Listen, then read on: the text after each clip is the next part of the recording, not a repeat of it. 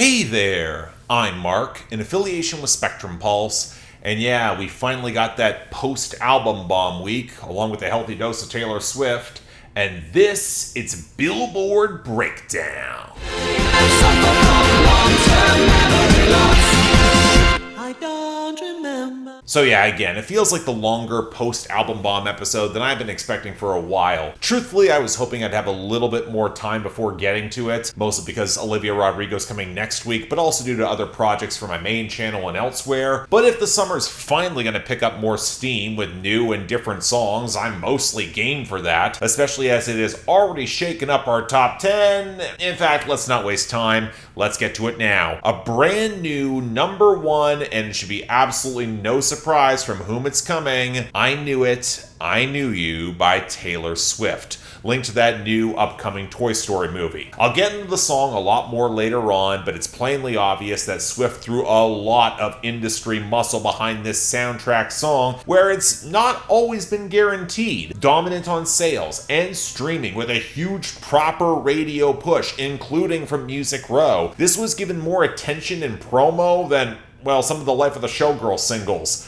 That feels revealing. Anyway, it was enough to get over Choosing Texas by Ella Langley at number 2, where the radio has already been eclipsed, but she is right behind Taylor on streams and sales. This has not been going anywhere. And it's right ahead of Janice STFU by Drake at number 3, which might have lost the top spot on streaming, but is still really strong there, and there's something of a radio push. I'm not fully certain what Drake's plan is for the singles from these albums. It seems like he's trying to play 3 different cards all at once, but at least for now, this appears to be working. And it did hold over Be Her by Ella Langley at number 4, another song consistently strong across the board, which is probably enough to hold the edge over our previous number 1, Hate That I Made You Love Me by Ariana Grande, falling to number 5. Now, I don't think this one is particularly surprising. It got great streams and sales, but after that initial burst on the radio, it's been a little bit sluggish, in stark contrast to I Just Might by Bruno Mars at number 6, which is finally losing radio, but is still so dominant at the top over there that the inertia is going to make any decline a fair bit slower. I could say it would open up a door for the next 2 songs from Olivia Dean, with Man I Need at number 7 and So Easy to Fall in Love at number 8, but the former seems to be coasting on momentum in all channels, where the latter is still relying on radio to compensate for streaming not getting there fast enough. Then we have I Can't Love You Anymore by Ella Langley and Morgan Wallen at number 9, and again, I just don't get Nashville's hang up with crossover promotion here. It is gaining on streams, and radio is steadily increasing, but only on country radio formats. There's no shipping it to pop when it could well work. It's the same problem again with Be Her. Why are you not taking all the opportunities that are right in front of you? Finally, Dracula by Tame Impala and Jenny held at number 10. The radio is apparently very behind it at the moment, which to me is utterly mystifying as someone who remembers Tame Impala in the 2010s, where they had a lot better songs. But given the weakening streaming, I would not hold out for this getting much higher without some losses above it. I'd say it probably is vulnerable to album bombs. Speaking of which are Losers and Dropouts, of which the only one of the latter that really stands out is Dry Spell by Casey Musgraves. Looks like they're throwing all the attention to Mexico Honey, and while I'm not happy about that, it's probably the smart choice. Whereas for our losers, outside of Turn This Truck Around by Jordan Davis at 72, once again, it's the Drake Show. Going with the Iceman cuts first. Plot Twist at 45, Bees on the Table with 21 Savage at 48, Dust at 52, Make Them Pay at 54, What I Miss at 60, Burning Bridges at 61, Don't Worry at 73, Make Them Cry at 79, and Little Birdie at 81. And from Habibti, we've got I'm Spent with Low Shimmy at 63 and Classic at 86. And from Maid of Honor, we got WNBA at 90. Now, for our returns and gains, they're kind of interesting, mostly because there's not that many of either, and it's a bit tough to see any coherent patterns. Sure, I Saw Your Face by Malcolm Todd spiked up to 92 off the album release. Ever Since You Left Me by Max B and French Montana came back to 89.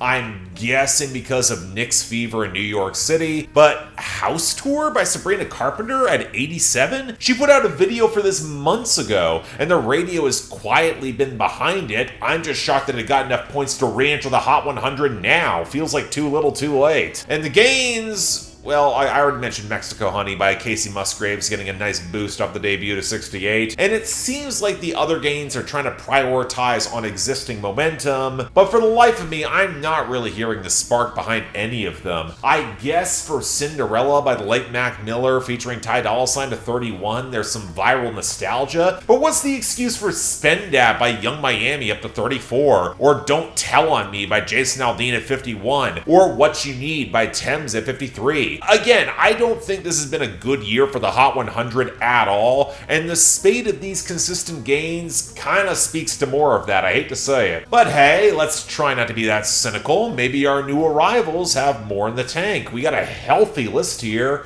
starting off with number 100, Passenger by Alex Warren.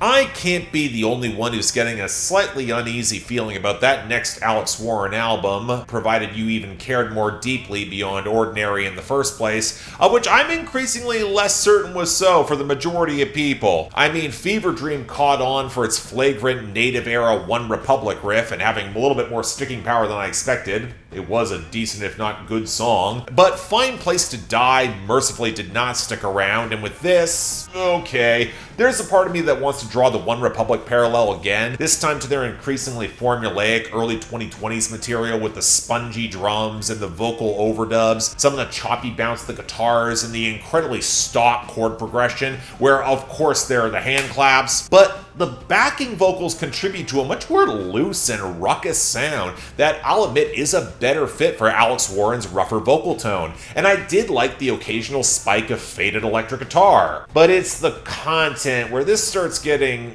weird, where Alex Warren is pleading to feel more like an equal partner in this relationship, feeling like more of a passenger where his dreams are not getting centered, where he still professes that he would die for this person, by the way. And am I the only one who finds this all a little disingenuous, especially given how jaunty and major key, filled with other voices this song is? It's either going for pure sitcom territory, it's trying to have this brash comedic attitude like the late Toby Keith's I Want to Talk About Me, but without a real punchline, it doesn't match Warren's increasingly desperate pleas for attention. This should be really a more serious song than it probably is, given how it's written.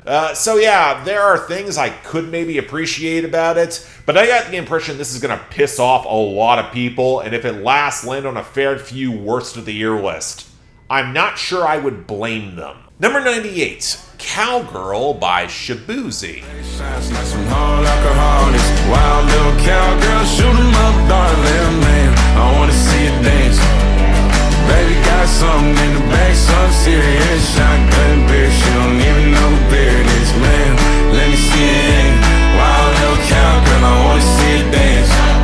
The planned title for Shaboozy's next album is The Outlaw Sherry Lee and Other Western Tales. Reportedly, it's more of a concept album. He's certainly committing to country, even if you keep hearing weird diatribes about him. Although, apparently this song caught some virality because a member of the reality TV show Summer House is reportedly starring in the music video. Well, whatever. My question was going to be whether or not Shaboozey could keep getting the lightning to strike a couple more times, or if he changed up his sound, and honestly, I think he got there. For one, this is about as close to a neo-traditional hoedown song as I have heard in some time, anchored predominantly in the fiddle with warm acoustics and a stomping ruckus vibe, where he even slips in the pedal steel. You could maybe argue that he was treading towards more stomp clap folk territory early on, but this is bleeding country for a barroom hookup where this cowgirl is knocking him back, be it whiskey or beer, and he just wants her to dance, complete with both Dolly Parton and Charlie Pride references. And make no mistake, if they promote this right, this is gonna work like gangbusters. The hook here is fantastic. If I got two criticisms, it might be that's a shade too slow, and Shaboozey sounds like he's kind of coasting on the hook. Maybe not singing with as much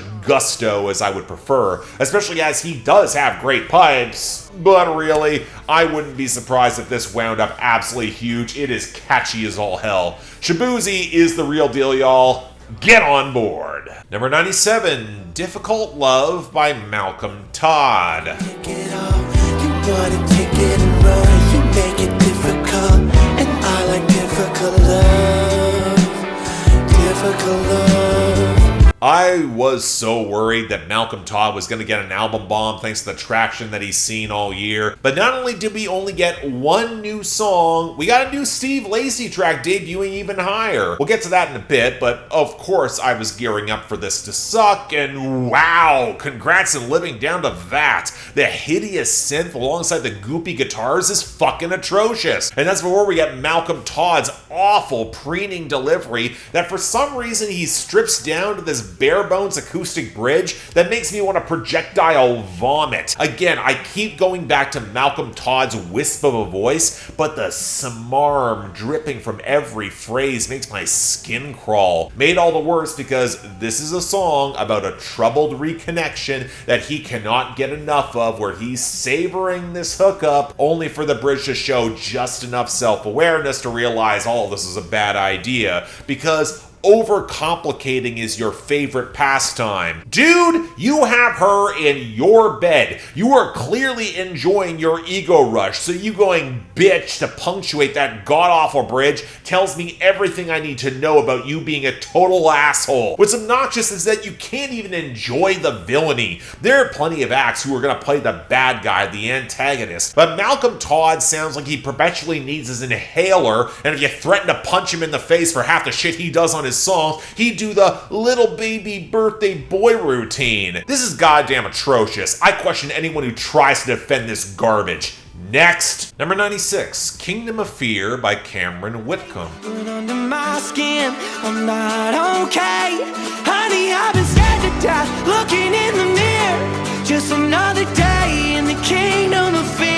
Okay, full disclosure, I did not see this coming. I highlighted Cameron Whitcomb last year as a real Canadian breakout talent with his brand of stomp clap folk, with his sleeper hit Quitter as a sneaky honorable mention for my favorite hit songs of 2025. Little did I expect that his next EP would possibly see his biggest breakthrough worldwide to date, not just breaking the top 40 in Canada again, but also hitting the American Hot 100, and I'm not gonna lie, Whitcomb's ability to lean into his self-aware Kid Leroy by way of Mumford & Sons approach, it is working way better than it has any right to be. This is shockingly good. I think part of it is that faster acoustic tempo keeps his nasal grain from testing my patience for too long, although the choice to ease back on some of the multi-tracking and overdubs might not have been the best. But the strengths of this song, they come in his lyrics and they come in that bridge. The former reminds me a lot of Doors by Noah Kahan in its struggle to let someone see their darker side. But while you might not have actually bought that he had it from Noah Kahan,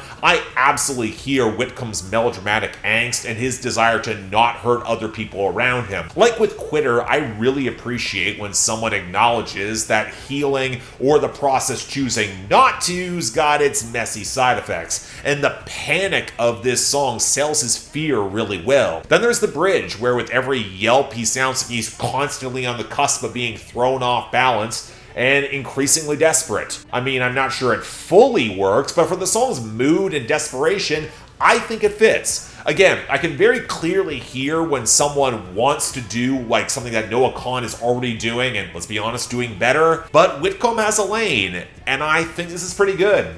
I wouldn't mind him sticking around. Number 95, High Hopes 3000 by Role Model.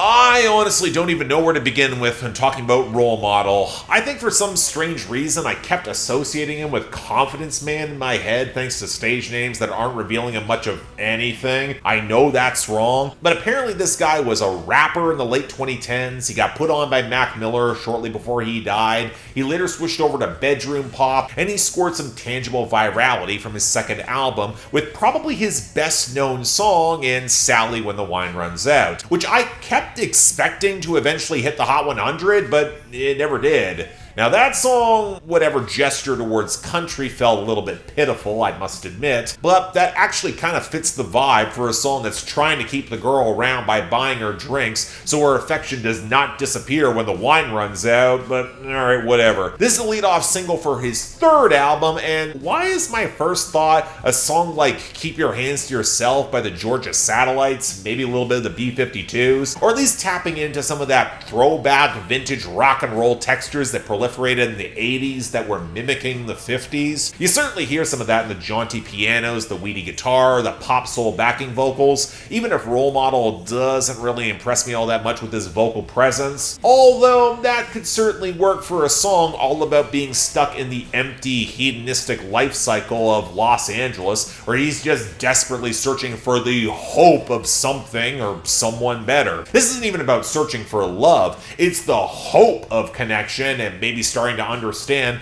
if the love happens along the way, from which direction, his or from somewhere else. Which might be a little why the song feels like a photocopy of a photocopy.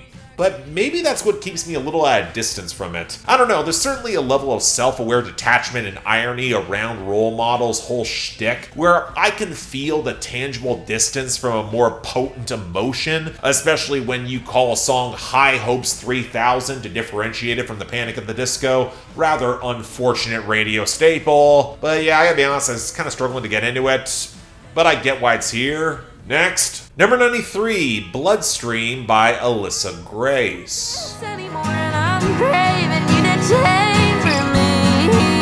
You're saying I hear you and I love you, but my heart it hurts for you, and I just cannot give you what you need. I'm starting to miss the time when the artists that went viral were hip-hop acts from out of nowhere, rather than a lot of these spare acoustic TikTok singer-songwriters. Well, I will not remember any hook. Kind of strange that for a site that used to prioritize immediacy and catchiness seems to be stepping away from all of that. I'm gonna blame Larry Ellison for tainting the algorithm and so many other things. Anyway, it's not an Ed Sheeran cover, and more's the pity, because I don't remotely think this is good, even if the spare cycling minor key acoustics are well produced enough to have some decent atmosphere. The problem is that I don't find Grace to be remotely credible as a singer. She's 18 and she sounds like it, constantly slipping flat and mushy as if she's singing through her nose, where I get that lack of credible technique as part of the appeal and sounding raw, but that only goes so far, especially when we get to the lyrics. It's about a breakup, because of course it is, where she whipsaws in between anxious grief and pleas for him to stick around, and that realization that there are warning signs all over the damn place. Where the one point I will give her is highlighting the cycles of familial relationship conflict, reflecting on how much she feels like her father in this, and maybe some of those cycles continue anew. But I gotta be honest, none of it coalesces that well. The hook feels more unsteady and unfocused than ever, and the delivery is way too amateurish to really sell me on any rawness. For her sake, let's hope the virality ends here. Number 80, Phone Keys Wallet by Lainey Wilson and John Mayer. Be up a creek if I ever forget what keeps the ground underneath my two boots. I'd be out of luck, lost if I ever up and lose. Yeah, Jesus Jones, mama, my phone keys, wallet, and you. When I last talked about Lainey Wilson, I highlighted that the wave-boosting women in mainstream country seemed to have kind of missed her, which felt like a shame given how much Can't Stand Still was a really good song. Suffice to say that when I saw her teaming up with John Mayer, I had concerns, but fortunately all he does is play guitar and produce alongside Kid Harpoon on this song, and I'll be honest, he's a talented guitarist, I'll give him that. Even if the song's title oddly reminded me of an Adam Sandler comedy song with a similar name. Now this is not that, instead focusing on the titular list of things that keeps Lainey Wilson grounded, alongside Jesus, George Jones, her mom, and her partner, and oddly doesn't go into a lot of detail beyond that. It's kind of weird. It feels like the metaphor was set up for a little more development, but it really does feel like it's her list of supplies more than anything else. And the song's slightly awkward patter on the hook, like around the phrase two boots, seems to reflect a similar lack of focus. And the production also leaves me with some questions. Why does the bass tone sound more like electric feedback than an actual note?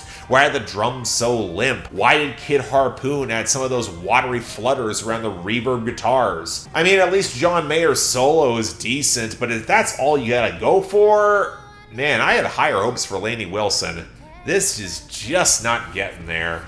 Sorry. Number 75, The Feeling by Steve Lacy.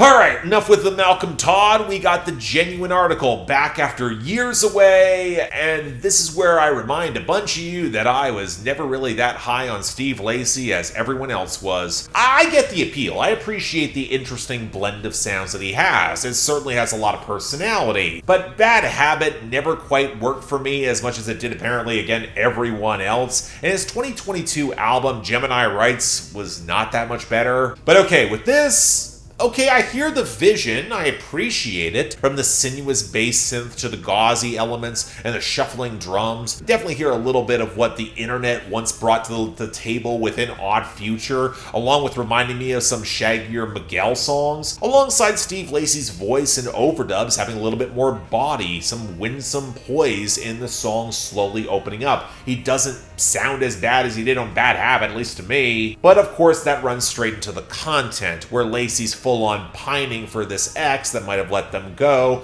and now he's drunk enough to both reminisce and start making bad decisions. What I think actually works are the embers of love that still appear to flicker through the avalanche of misery. There's some tenderness there, the internal bargaining to try not and escalate, and the desperate remembrance of those special moments at the end. It's messy, but it's a better stylization of that mess. I still don't think he's fully there for me, but it's less because of anything he's doing wrong. I hear quality, it's good. I'm looking forward to that moment where it winds up clicking to more.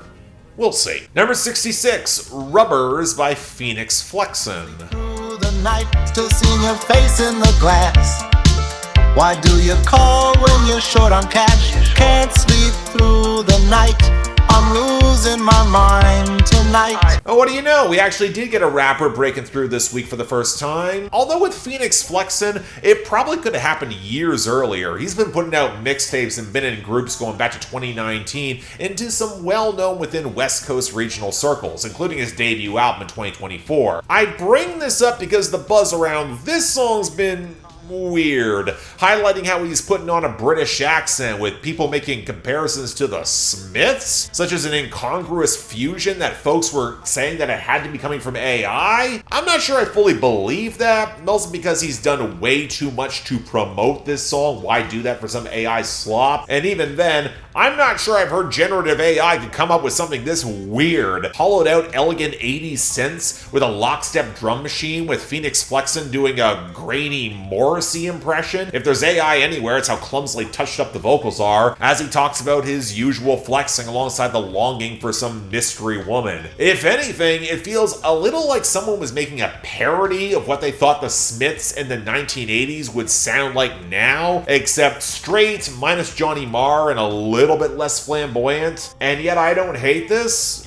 at all. Maybe I'm too much of a sucker for that era and sound, but I think the melodic hook is good. Whenever he croons, "I'm losing my mind tonight," the weird atmosphere kind of comes together. I can buy the perplexing melancholy while stacking cash, where oftentimes this sort of subject matter does not land for me at all. I mean, I'd certainly rather listen to this than the majority of what Morrissey's released in the past decade plus. So, okay, look, I don't think I can ever fully take this seriously, but I think I'd rather be on the side of endorsing this than rejecting it. There might be runway here. Let's see where it goes. And finally, number 1, I Knew It, I Knew You by Taylor Swift. The window wearing that same smile. Man, it's been a while, but I knew it, I knew you.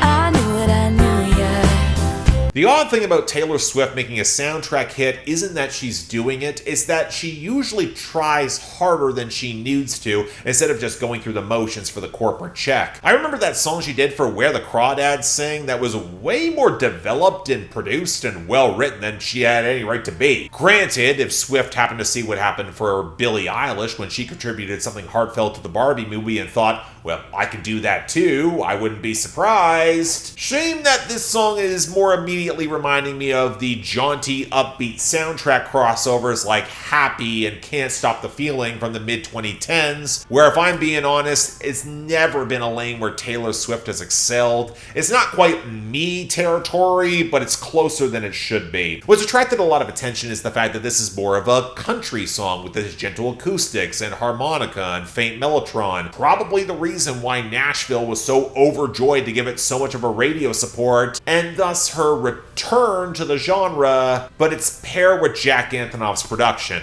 I'll be blunt, he has struggled with country before, and this is no exception. It's way too fractured and undercooked. The horns don't really match with the banjo. The disparate pieces might work separately, but they're missing the glue. And I don't think Antonoff or Sam Dew's vocals really help. And the lyrics, fine, I guess. Very much about a nostalgic reconnection, knowing someone from youth and drifting away, then coming back and it's all warm and familiar. But it doesn't have much in the way that shows Taylor Swift sounds that invested in it. The lack of idiosyncratic detail paired with her just okay singing here, she doesn't sound that passionate. Yeah, I was giving her the benefit of the doubt about going through the motions, but this feels like Taylor on autopilot. It's not bad, but safely forgettable. She should focus on her upcoming wedding.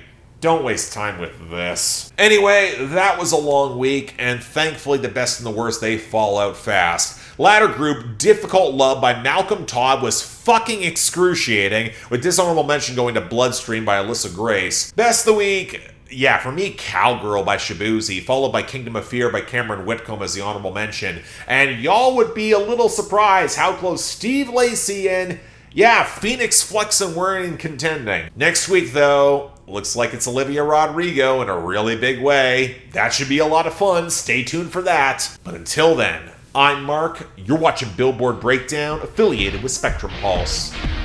And I'll see you next time.